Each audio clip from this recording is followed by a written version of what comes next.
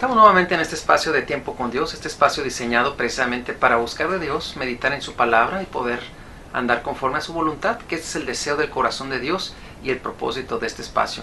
Reciban un saludo, mi nombre es Eric Mantilla, soy pastor del Templo Nuevo Pacto en la ciudad de Chihuahua.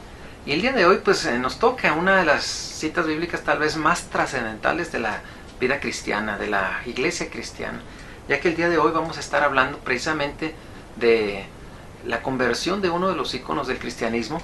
Habíamos hablado de Pedro como uno de los grandes hombres, pero prácticamente cuando se da esta conversión, estoy refiriéndome a la conversión de Saulo, podemos ver cómo la vida cristiana cambia, ¿verdad?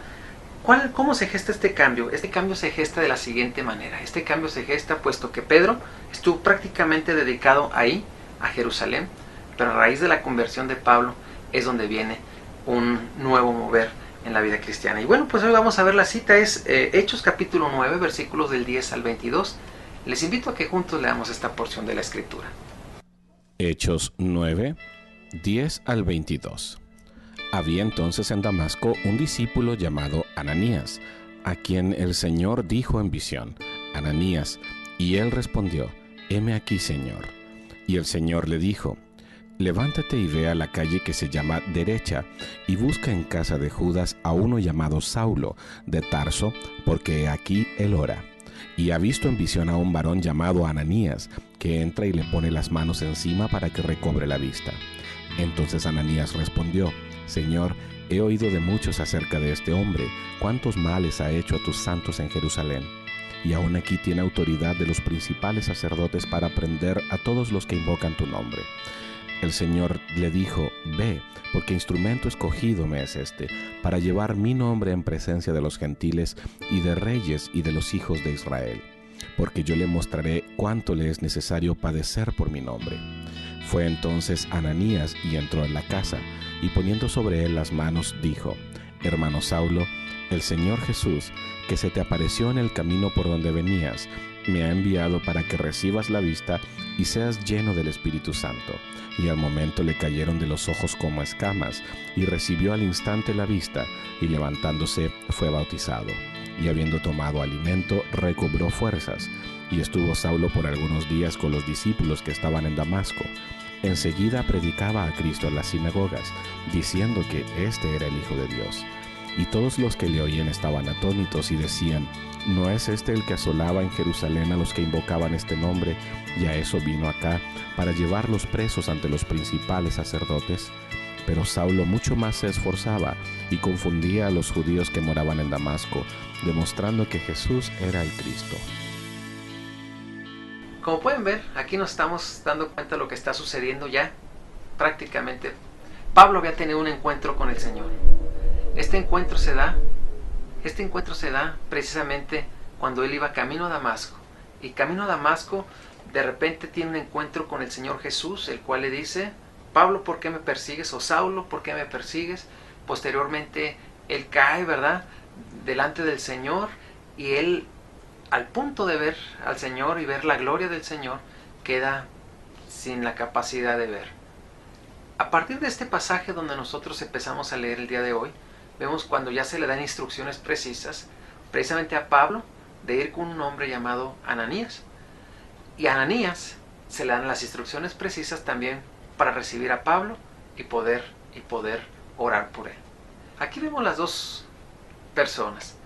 Pablo, por un lado, era un perseguidor de cristianos. De repente tiene un encuentro con el Señor y Dios le cambia toda su esencia como ser humano. Él perseguía a cristianos, ahora le dice: no, ahora tú tienes que ir con un creyente, tienes que ir con un cristiano para que él te dé seguimiento a lo que yo voy a hacer contigo. Ese es un paso de obediencia en primer lugar.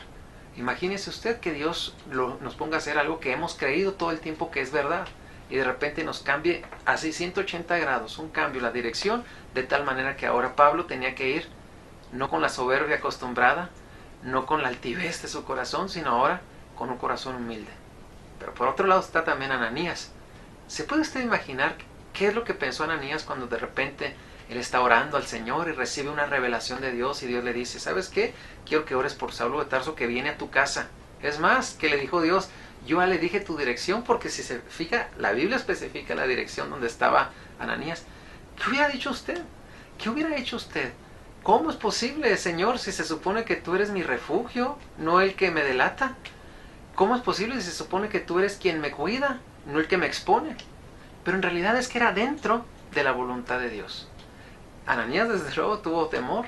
Sin embargo, Dios le dijo, instrumento escogido es este. Cuando llega Pablo, Ananías impone sus manos. Ananías ora obedientemente a Dios. Yo creo que ahí pues hasta muy pentecostal temblaba, ¿verdad? Cuando él estaba orando, pero de temor tal vez por la persona a la cual había llegado. Sin embargo, el milagro se dio. A Pablo, ¿verdad? En ese momento Dios le permitió recuperar su vista y dice la Biblia en los versículos finales que leímos hoy que él empezó a predicar la palabra del Señor. Es uno de los grandes milagros que se gestan. Es uno de los grandes milagros como Dios hizo un cambio radical y ahora alguien que estaba destinado a generar muerte, ahora Dios lo convierte en alguien que está destinado a generar vida mediante el mensaje de proclamación del Evangelio. Eso el Señor lo hizo conmigo, no, desde luego guardando las proporciones, pero yo estaba fuera de la voluntad de Dios y ahora estoy dentro de su voluntad y Él me permite servirle. Seguramente a usted le ha pasado algo parecido. Usted estando fuera de la voluntad de Dios, ahora que conocemos a Dios, nuestra vida cambia y nuestra vida transiciona a tal punto de que somos instrumentos en las manos de Dios. Por eso Dios genera un cambio en nosotros para cumplir su propósito y para que nuestro entorno sea bendecido. Yo le invito a que simple y sencillamente tengamos esa fe y esa obediencia que está bien marcada en este pasaje. Obediencia y fe de Pablo, obediencia y fe de Ananías, pero el propósito de Dios cumpliéndose en plenitud de tal manera que se cumplió su voluntad. Pablo se convirtió en uno de los grandes evangelistas y misioneros de los primeros tiempos y su legado, porque él fue instrumento en las manos de Dios, pero ha dejado un legado. Es cierto que las cartas o los escritos que Pablo hizo se le atribuyen a Dios, inspiración de Dios, pero siempre estará ese elemento en Pablo. Y ese será el legado que Pablo nos dejó. La obediencia a Dios a cualquier costo. La obediencia a Dios, pase lo que pase. Hoy podemos recordar ese legado de bendición. Así que le animo a que simple y sencillamente nos pongamos en las manos de Dios, nos dispongamos a cumplir su voluntad y verá que Dios estará obrando poderosamente en nuestras vidas de una forma sobrenatural. Yo le invito a que simple y sencillamente reflexionemos en esto y que podamos ver cómo Dios nos tiene ahora buscando su presencia de tal manera que podamos cumplir su voluntad. A mí me gustaría orar en esta ocasión y la oración sería: Señor, ayúdanos a ser obedientes, que podamos entender y ver las cosas como tú lo entiendes y como tú lo ves, de tal manera que nosotros podamos ver que simple y sencillamente nuestro mejor camino es la obediencia. Oremos. Bendito Dios, gracias te damos, Señor, por tu bondad. Aquí estamos delante de ti, Señor, y bajo este ejemplo de estos hombres como Ananías y Pablo queremos ser nosotros también obedientes. Obedientes a cualquier precio, cumplir tu voluntad y tu deseo. En el nombre de Jesús, gracias te damos, Señor, por tu bondad. Ahora, Señor, que después de esta reflexión podamos cada uno de nosotros cambiar la perspectiva de obediencia respecto a tus mandatos, a tus estatutos. En el nombre de Jesús. Amén. Amén. No me queda más que agradecer que usted haya tenido este tiempo, esta atención que usted ha brindado para este espacio e invitarle a que, las cosas no tienen mayor relevancia si no las ponemos en la práctica. Que todo lo aprendido lo podamos poner en práctica inmediatamente para bendición de nuestras vidas, para andar en obediencia, pero para poder impactar la vida de otros. Que tenga un excelente día. Que Dios le bendiga.